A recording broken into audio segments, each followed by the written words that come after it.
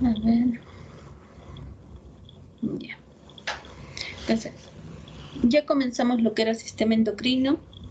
En la clase anterior vimos lo que era glándula hipófisis o glándula pituitaria, y ahora vamos a comenzar con lo que es glándula tiroides.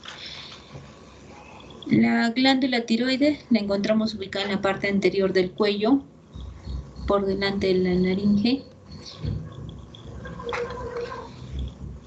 Tiene forma de H o forma de mariposa, es decir, va a tener dos lóbulos, un lóbulo derecho y un lóbulo izquierdo unidos por un istmo.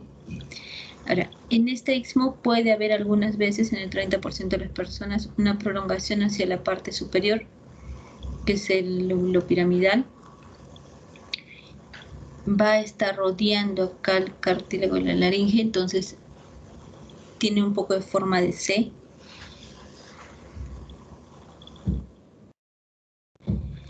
Y en lo que son las glándulas endocrinas, dijimos que teníamos que las glándulas tenían las células con distribución de racimos, cordones y folículos. En la glándula tiroidea vamos a encontrar de que esta glándula se encuentran sus células distribuidas en folículos. Aquí tenemos que está por delante de la tráquea, tenemos nuestro corte de tráquea y aquí nuestro corte de glándula tiroides. Los folículos son estos espacios que vemos como bolsas o como losetas con células alrededor y adentro con un material rosado. Ese material rosado es el material coloide. La glándula tiroides se va a encargar de la producción principal de un tipo de hormonas. ¿Qué hormonas son las que va a producir? Shirley.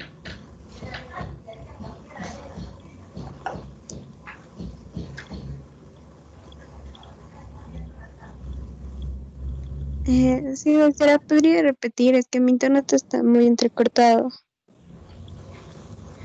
¿Qué hormonas va a producir la glándula tiroides? Tiroxina ¿Y cuál más?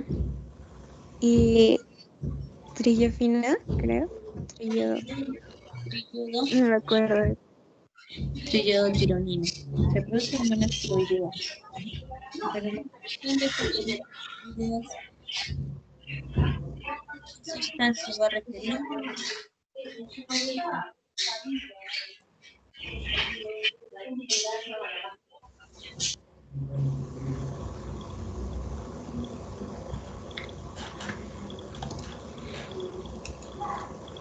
Astrid,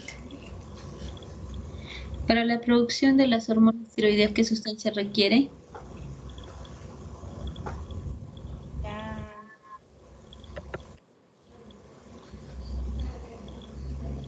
Tiotriopina. No. O sea, nosotros tenemos que ingerir una sustancia para que sea posible la formación de estas hormonas tiroideas. Yodo. Yodo, en forma de yoduro. Aquí tenemos otro corte en nuestra glándula tiroidea. Vamos a encontrar que va a tener una cápsula que la va a rodear, que es delgada. Podemos encontrar tabiques de tejido conectivo y además, como es una glándula endocrina, en estos tabiques vamos a encontrar bastantes vasos sanguíneos que se van a encargar de captar las hormonas que producen esta glándula. Nuestros folículos tienen en el centro el material coloide, pero rodeando el folículo vamos a tener células que se van a ver de forma cúbica cuando el folículo está de un tamaño regular. Que si cuando este folículo está muy distendido, por ejemplo acá, estas células las podemos ver más aplanadas. Después las vemos de forma redonda, es decir, los núcleos de las células tiroideas van a variar. Las podemos ver redondos o planos. Estas células van a ser las células foliculares o células principales. Estas células foliculares o células principales son las encargadas de la formación de las hormonas tiroideas. por medio del yoduro. Pero también tenemos otras células, llamadas células parafoliculares. Estas células parafoliculares las tenemos en contacto con la membrana basal, por debajo de las células principales o foliculares, pero no van a estar en contacto con el material coloide.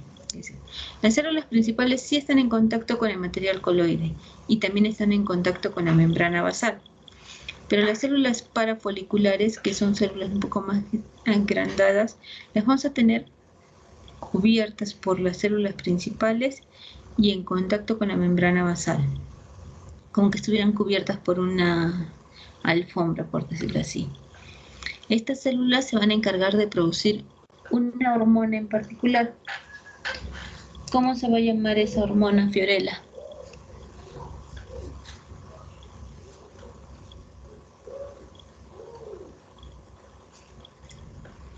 Fiorella.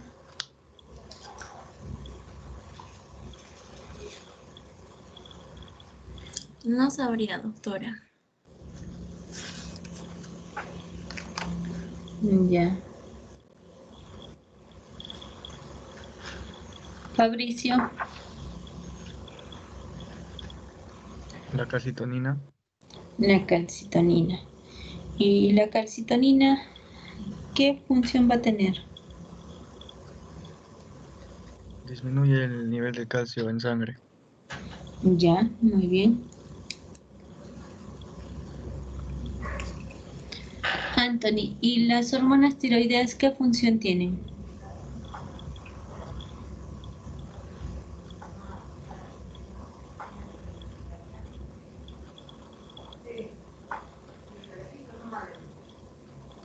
Doctora, ¿se me escucha?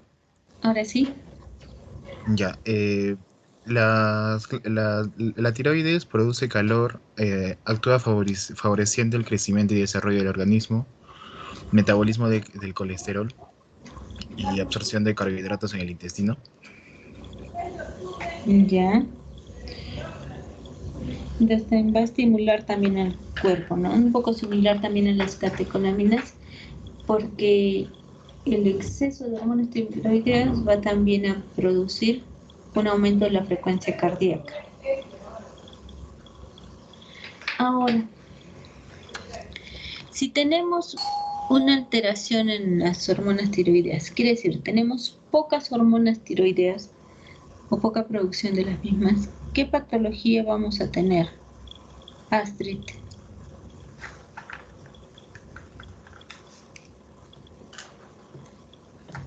Sí, doctora, ¿podría volver a repetir la pregunta? Es que no escuché muy bien si era la baja producción o era una producción, un incremento. No, la disminución. Ah, ya, el hipotiroidismo. Hipotiroidismo. Y si esto se da en la niñez,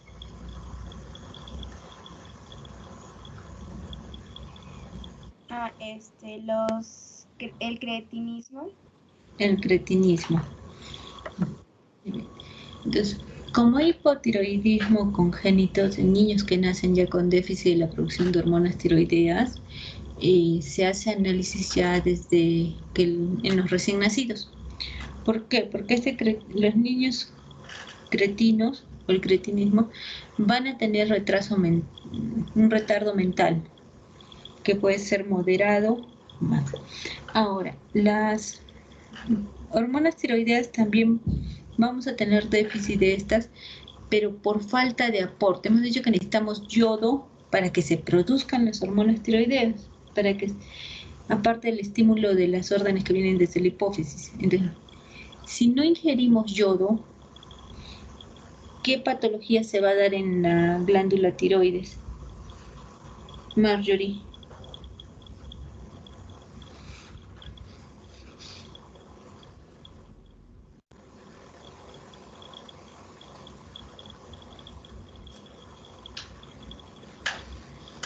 Marjorie.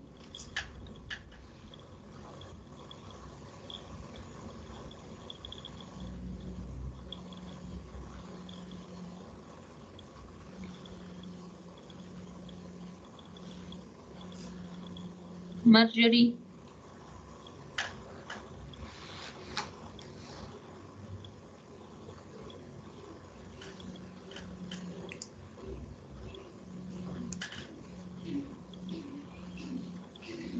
A ver, Nayeli. Doctora, ¿Qué patología se produce si no tenemos aporte de yodo?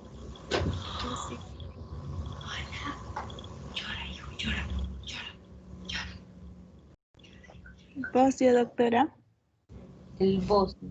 Entonces, en sangre vamos a tener la orden que va a llegar a la hipófisis es de que falta yodo, de que falta hormonas tiroideas. Si falta hormonas tiroideas, la hipófisis, desde el hipotálamo viene la orden para estimular la hipófisis para estimular la tiroides para la producción de hormonas tiroideas.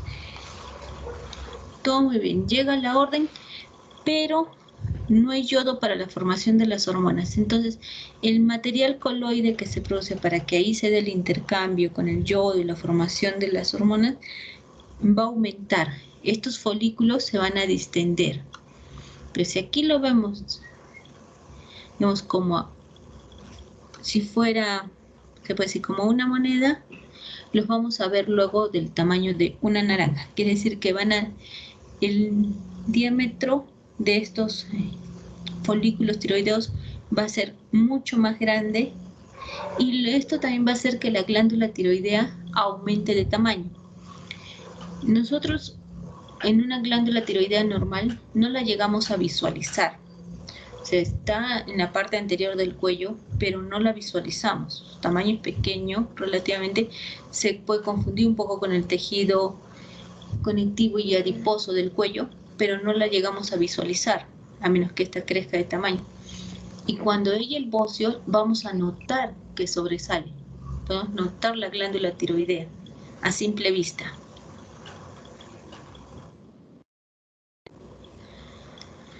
Acá tenemos un esquema donde tenemos nuestros folículos tiroideos con las células principales o células foliculares, que son de un aspecto medio cúbico, pero además vemos acá en un costado nuestra célula parafolicular, que es una célula grande, pero que no va a tener contacto con el coloide. Y aquí además tenemos los capilares que se van a encontrar entre los folículos para captar las hormonas y llevarlas al torrente sanguíneo. Aquí tenemos folículos tiroideos que se encuentran más distendidos, por lo cual vemos las células como que fueran planas. En esta parte tenemos uno más pequeño donde vemos los núcleos más redondos y aquí más aplanados.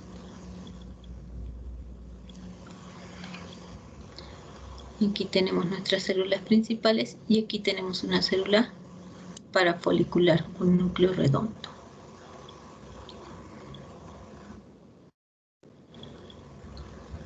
Lo mismo aquí tenemos nuestra glándula tiroidea con sus folículos, su cápsula delgada que la rodea, pero además tenemos en la parte posterior de la tiroides otras glándulas que también son importantes, que son las paratiroides. La glándula paratiroides la vamos a encontrar en la parte posterior de la glándula tiroides y la vamos a encontrar en número de 4, 2 en la parte superior y 2 en la parte inferior. Entonces, cuando se hace por alguna patología en particular, se hace extracción de la glándula tiroides, también se puede llevar de paso las glándulas paratiroides. Entonces, no solo vamos a hacer extracción de glándulas tiroides, sino una tiroidectomía, sino también una paratiroidectomía. Las glándulas paratiroides van a tener dos grupos celulares importantes. Vamos a tener a las células principales y las células oxífilas. Las células oxífilas tienen un citoplasma rosado amplio y las células principales tienen un citoplasma claro más escaso. Aquí tenemos células oxífilas y células principales. Además vamos a encontrar la presencia de abundantes capilares porque se encargan de absorber las hormonas producidas por las glándulas paratiroides. En esta imagen tenemos nuestras células oxífilas que se ven con el citoplasma más oscuro, de un color rosado, más intenso, y de un color más claro nuestras células principales. En glándula paratiroides, ¿qué hormonas son las que se van a producir, Fiorella? Doctora, disculpe. Dime. Marjorie me acaba de decir que tiene problemas de conexión y que no pudo contestarle cuando la llamó. Ya. Ya listo. Ya no hay problema. Ya. Fiorella.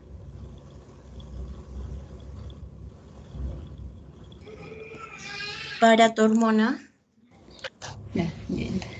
¿Y qué función va a tener la paratormona?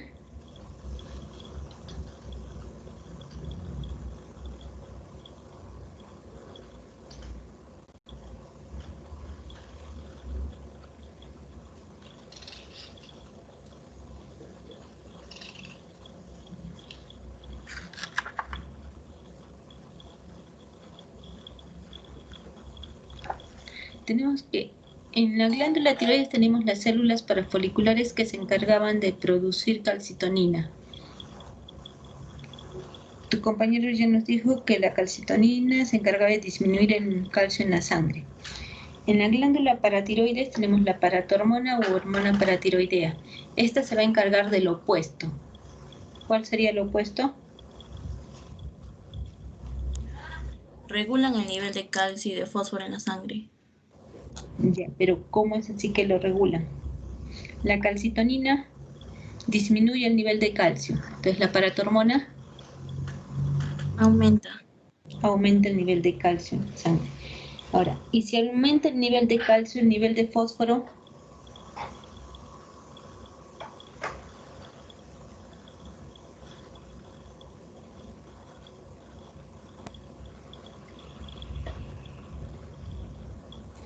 Disminuye. Disminuye. Muy bien. Ahora, cuando la glándula paratiroides presenta alguna alteración, ¿qué patologías nos va a presentar? ¿O qué enfermedades, Cristian?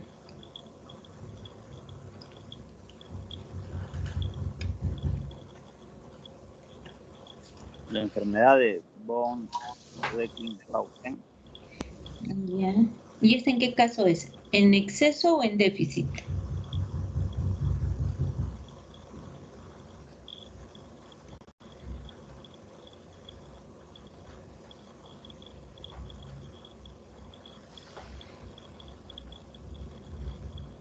Déficit. Cuando hay déficit.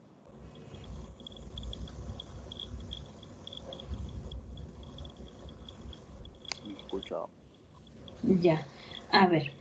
En von Recklinghausen quiere decir que, primero, para que el calcio esté alto en sangre, que es lo que hace la paratormona, lo va a sacar del hueso. Entonces el hueso va a perder calcio y se va a compensar esa parte, digamos, para que tenga todavía un poco de sostén, va a compensarse por tejido fibroso. Entonces va a ser en el caso del exceso de paratormona. Pero también cuando tenemos un déficit de paratormona, el nivel de calcio en sangre va a bajar. Si el nivel de calcio en sangre baja, se van a producir unas contracciones musculares continuas. Y esas contracciones musculares continuas se van a llamar, Guido, ¿cómo se van a llamar?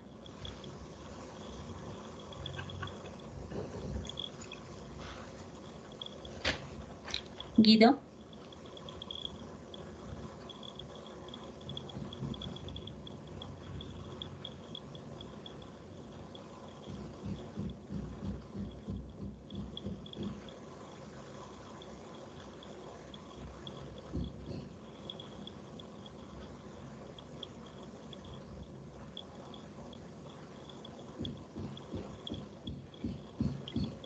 Guido.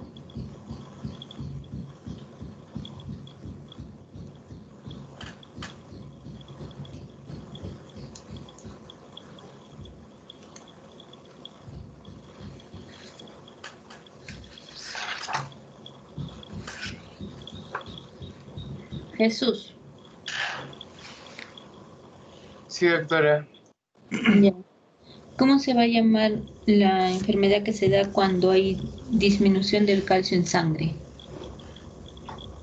Tetania. La tetania, que son contracciones continuas. Ahora la paratormona va a ser producido por uno de nuestros dos tipos de células. Hemos dicho que la glándula paratiroides tiene células principales, que son las que se encuentran en mayor cantidad, y células oxífilas, que se encuentran en menor cantidad y son las del citoplasma rosado. ¿Cuál de estas dos células es la que se va a encargar de la producción de paratormona? Las principales. Las células principales. Muy bien. Y aquí continuamos con nuestras células principales, un citoplasma claro, escaso, y nuestras células oxífilas, un citoplasma rosado y amplio. Ahora vamos a pasar a la glándula suprarrenal. Las glándulas suprarrenales tienen forma triangular, las encontramos en los polos superiores de los riñones, es decir que por aquí abajo está el riñón.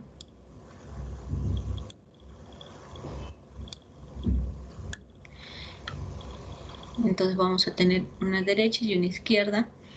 Va a tener una cápsula de tejido conectivo que la va a rodear, luego una corteza y una médula. La cápsula es tejido conectivo con fibras colágenas, elásticas y además con vasos sanguíneos. Luego tenemos la corteza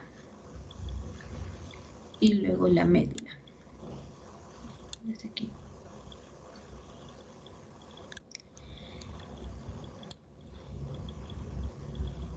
La corteza va a tener tres zonas. Va a tener una zona glomerular, va a tener una zona fasciculada, va a tener una zona reticular. Y nuestra médula, que va a tener tejidos conectivos, vasos sanguíneos y células. Cada zona se va a encargar de la producción de determinadas hormonas. La zona glomerular se va a encargar de la producción de la aldosterona y la desoxicorticosterona, es decir, de los mineralocorticoides. La zona fasciculada se va a encargar de la producción de cortisol y corticosterona, es decir, de los glucocorticoides. Y la zona reticulada se va a encargar de la producción de hidroepiandrosterona, de la androstenediona, estrógenos y progesterona. Estos son los exocorticoides. Y tenemos en la médula, que se va a encargar la producción de las catecolaminas, adrenalina y noradrenalina. Entonces, aquí tenemos en el lado izquierdo nuestra imagen, donde tenemos nuestra corteza y la médula. En la corteza tenemos nuestra zona glomerular, nuestra zona fasciculada y nuestra zona reticular. En la zona glomerular tenemos que las células se encuentran formando como formaciones lineales que se van a incurvar o formar como glomérulos u ovillos. En la zona fascicular las células están en fila. En la zona reticular están en grupos que forman como redes.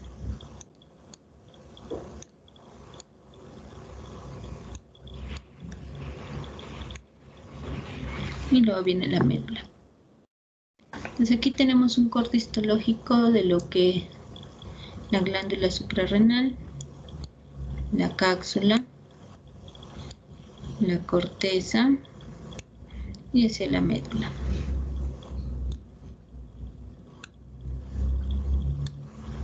En lo que es la corteza, que es nuestra cápsula, vamos a tener nuestra zona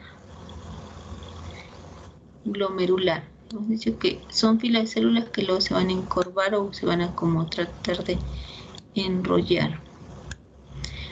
Esta es nuestra zona glomerular. Luego tenemos nuestra zona fasciculada. Las células están en filas, en fascículos hacia abajo. Y por debajo de esto tenemos nuestra célula reticular. Lo mismo aquí. Tenemos nuestra cápsula, tenemos nuestra zona glomerular, nuestra zona fasciculada, nuestra zona reticular y nuestra médula. En la zona glomerular, nuestras células se van a encargar de la producción de mineralocorticoides. En nuestra zona fasciculada, las células tienen un citoplasma más amplio, el núcleo es pequeño y se les puede llegar a ver vacuolas, por lo cual el nombre de estas células va a ser espongiocitos.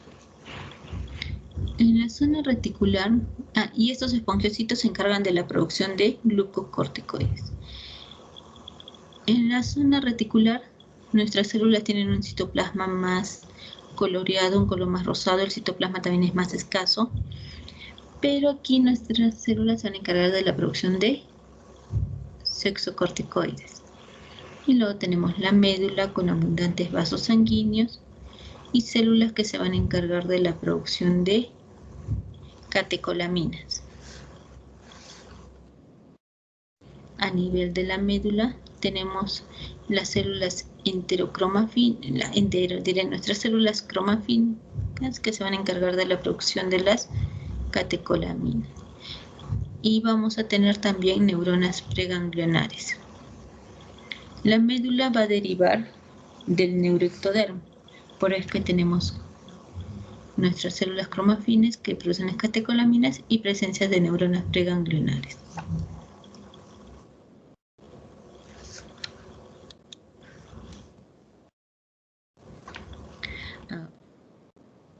Lo que es nuestra glándula suprarrenal, lo que dijimos, ¿cómo se llama cada zona? Según las letras que están en la imagen.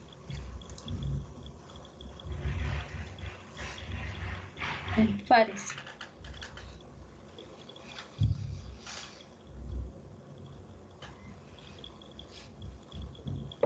Sí, doctora. La A sería la zona glomerular, la B sería la zona fasciculada, la D sería la zona reticular, la E sería la corteza. ¿Ya?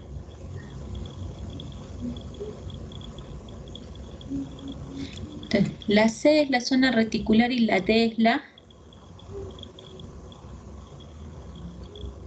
médula. La médula.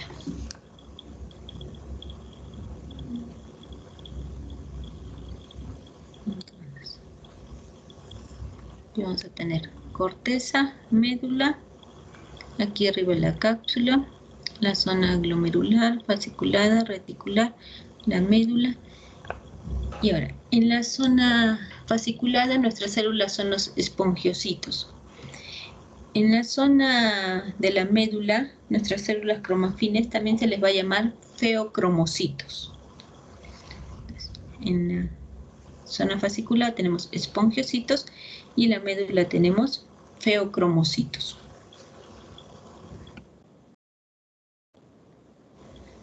Ahora vamos a pasar a la glándula pineal. ¿Qué otro nombre se le va a dar a la glándula pineal, Adriana?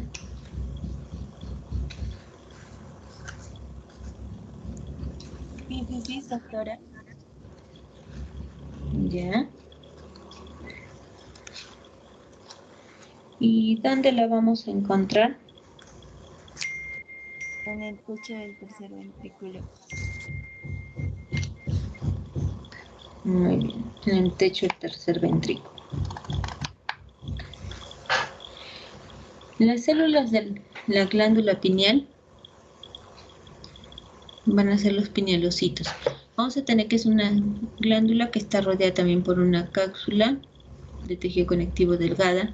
Va a tener tabiques o tejido conectivo que la va a dividir en lobulillos, pero mal definidos, o sea, no notamos lobulillos bien marcados. Tenemos nuestras células que son los pinelocitos, y también vamos a encontrar astrocitos.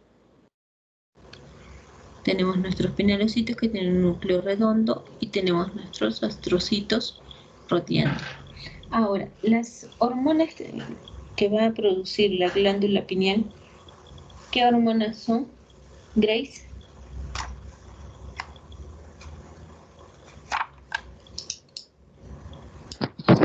Sí, doctora, la melatonina y la serotonina. Ya. ¿Y te acuerdas cuál es la importancia de estas?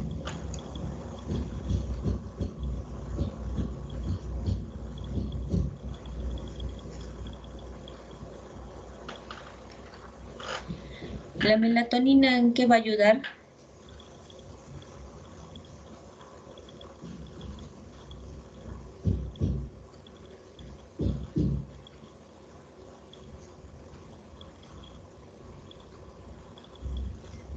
¿O qué función tiene la melatonina?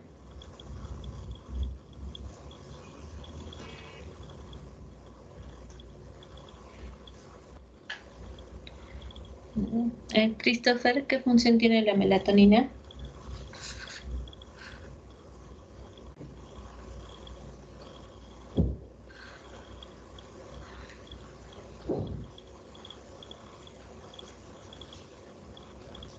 Sí, doctora, ¿me escucha? Sí, te escucho, dime. Ya.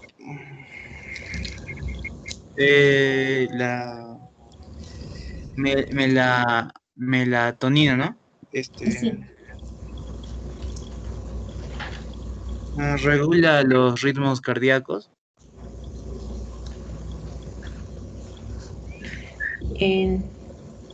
¿Cardíaco? No, doctora, me estoy confundiendo.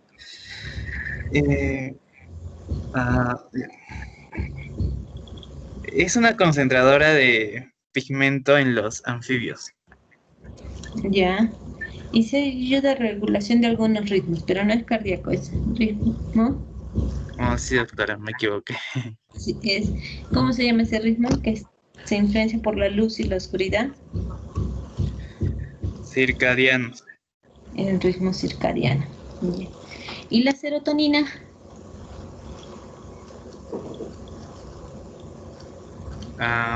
¿Sigo respondiendo? Ya. La serotonina. No, doctora, no, eso sí no la recuerdo. Ya, no hay problema. Emily, la serotonina.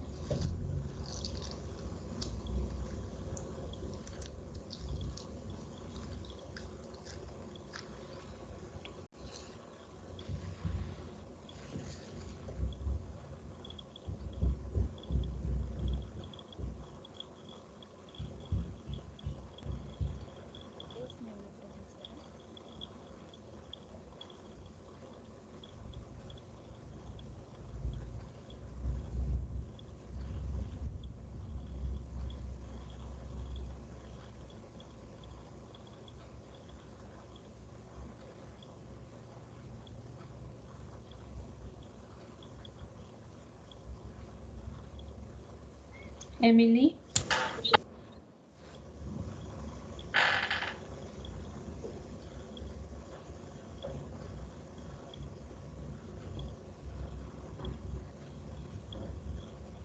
Regula los estados de ánimo.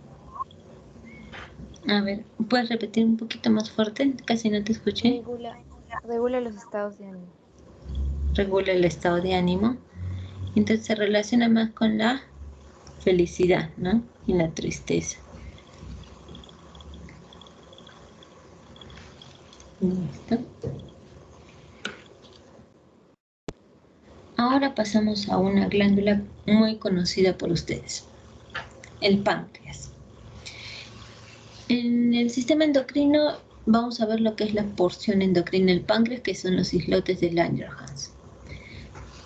Los islotes de Langerhans están dentro de los lobulillos pancreáticos, rodeados por los acinos pancreáticos o acinos serosos. Va a estar constituido por tres tipos de células principales. Tenemos las células alfa, las células beta y las células delta. Cada tipo celular se va a encargar de la producción de una hormona.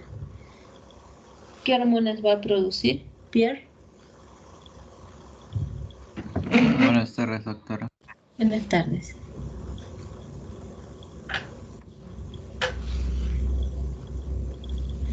¿Qué hormonas se van a producir?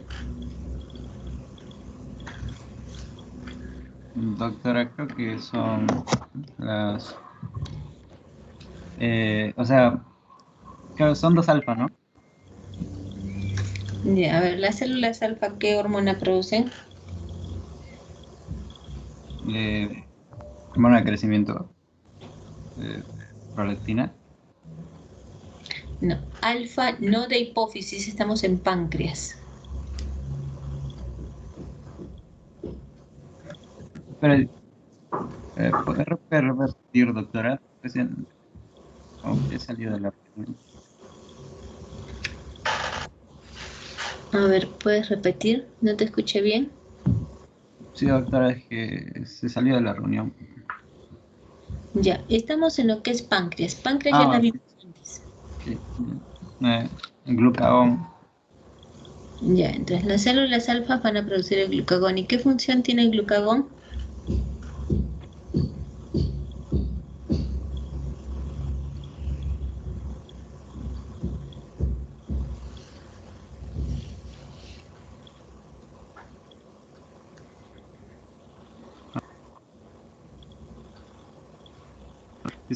Disculpe, doctora, se me cierra el micro, no sé. Producción de la glucosa, doctora. Entonces el glucagón se va a encargar de aumentar o bajar la glucosa en sangre. Aumentar. Aumentar. Ya, muy bien. Y las células beta y delta, Andy, a ver qué van a producir.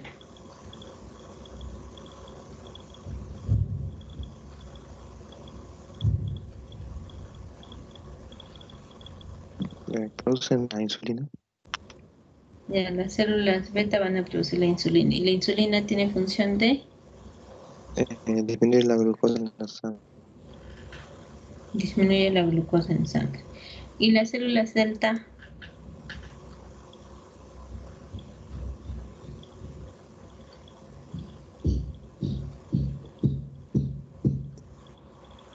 Yo, doctor. Sí. Producen la somatostatina. Ya. Y la somatostatina, ¿qué va a regular?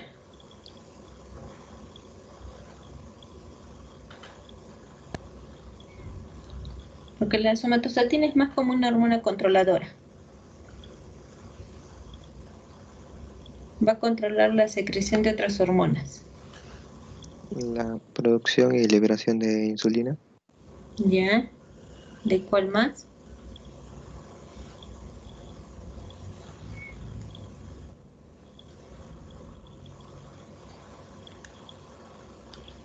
Del glucagón también. El glucagón y el glucagón.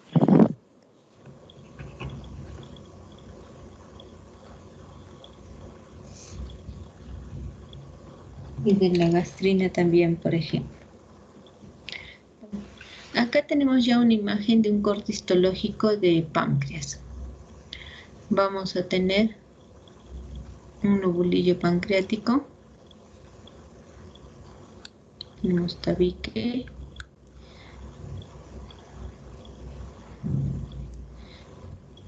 Este es un lobulillo. Dentro de este lobulillo vamos a tener nuestros acinos serosos o acinos pancreáticos.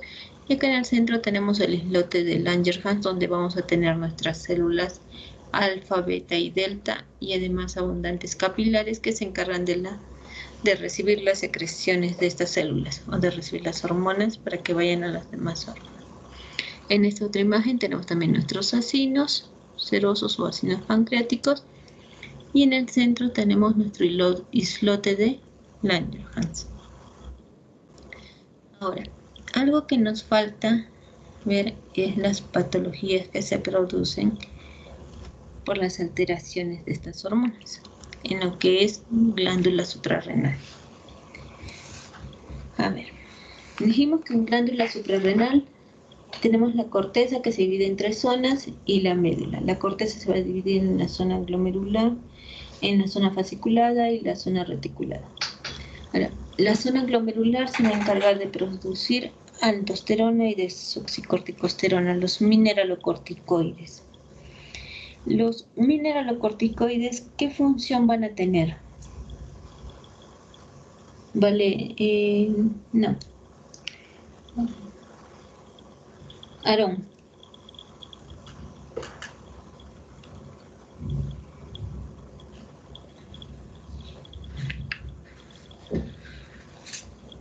Retención de sodio y agua. Ya. Vamos a retener sodio y agua. ¿Qué más? Aumento del volumen sanguíneo. Claro, retenemos agua, entonces se va a aumentar el volumen sanguíneo. Pero también va a haber un incremento de una secreción. Va a salir algo. Potasio. Potasio Hidrógeno. e hidrógeno. Ya. Muy bien. A ver, y Jennifer, los glucocorticoides.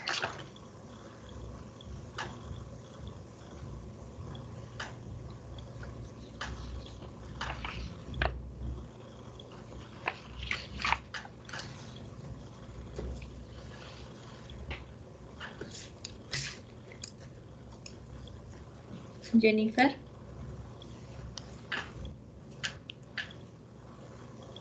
Doctora, Jennifer me dijo que está teniendo problemas de conexión.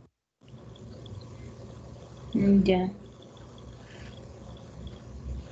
Ángela. Sí, doctora. Ya. A ver, ¿qué funciones van a tener los glucocorticoides? Intervienen en la gluconeogénesis, incrementan tejido adiposo, secreción ácida en el estómago, la filtración glomerular y también intervienen en la retención de sodio y pérdida de potasio. Ya. Y los usamos también por otra acción. Por ejemplo, si haces una reacción alérgica, se te va a colocar a la avena que tienen acción.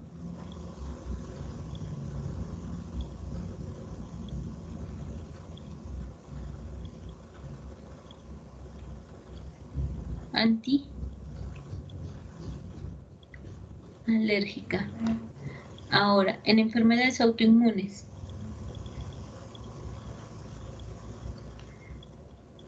Van a disminuir la producción de anticuerpos.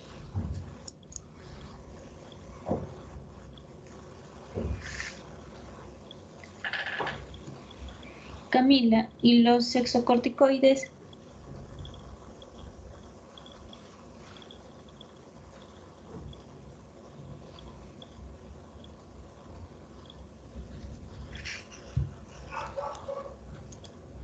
Doctora, los sexocorticoides no son los que tienen una acción antialérgica y una disminución en la producción de anticuerpos.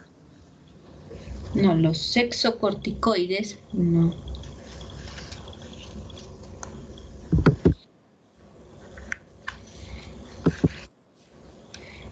Los sexocorticoides van a funcionar más en los caracteres sexuales.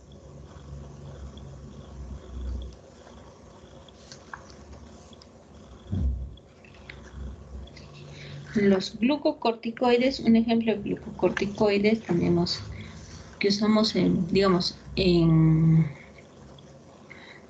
forma externa. Tenemos la dexametasona, la cortisona. En una reacción alérgica severa se coloca cortisona endovenosa.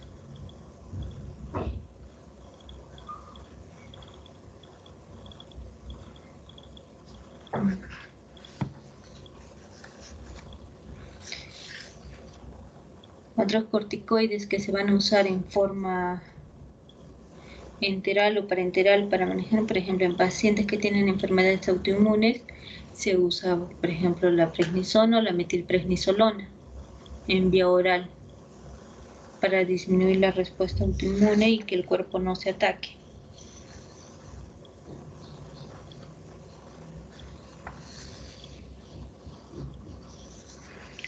Ahora, cuando hemos visto glándula hipófisis, hemos visto además que hay una hormona que se va a encargar de funcionar en la glándula suprarrenal. ¿Cómo se llama esa hormona?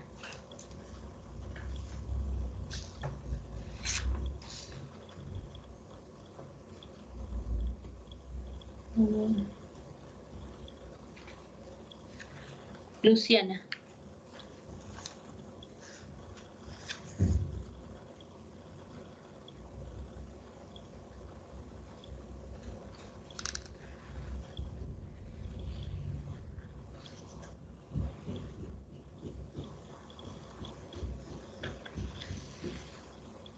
Luciana.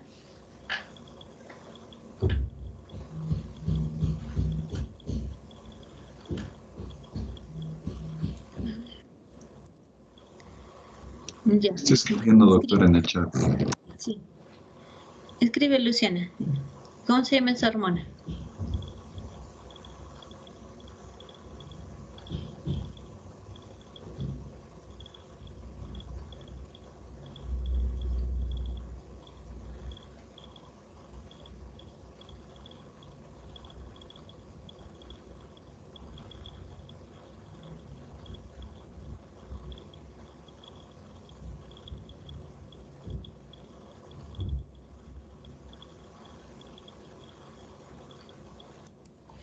No, la oxitocina estimula la contracción en la pared uterina.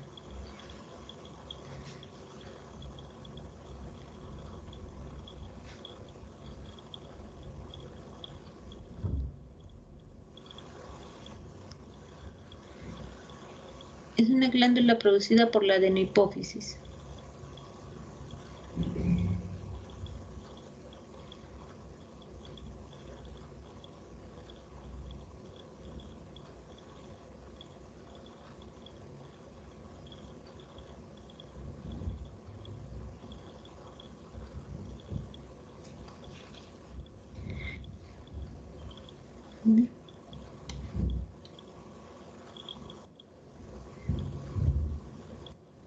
A ver, Angie.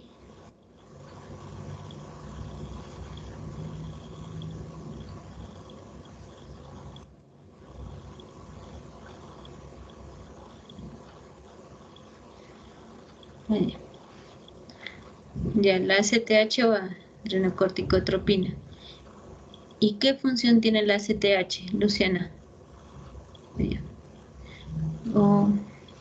Ya, si no, pasamos la pregunta a Angie ahora. A ver. Angie, ¿qué función va a tener la ACTH?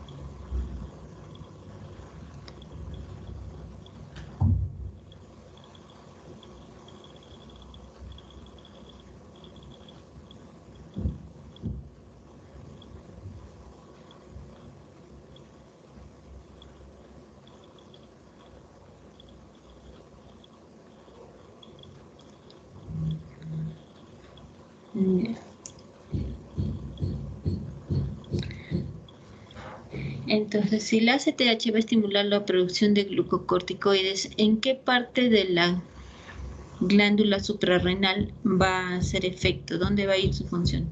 Hemos dicho que tenemos corteza, médula y la corteza tiene 3 zonas. ¿En cuál de todas estas zonas es el que va a, o de todas estas partes va a hacer efecto la CTH? ¿A dónde va a ir?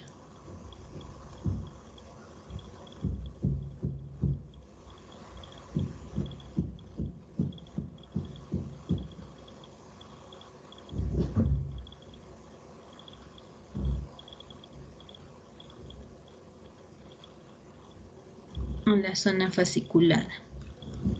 Bien, entonces la CTH va a tener su acción a nivel de la corteza en la zona fasciculada,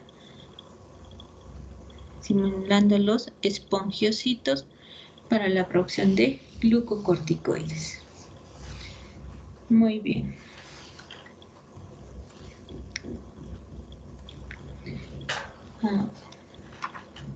Entonces, hasta ahí terminamos la parte de endocrino, la segunda parte. Y el día de mañana vamos a hacer la primera parte, o ya hacemos todo lo que es sistema reproductor masculino.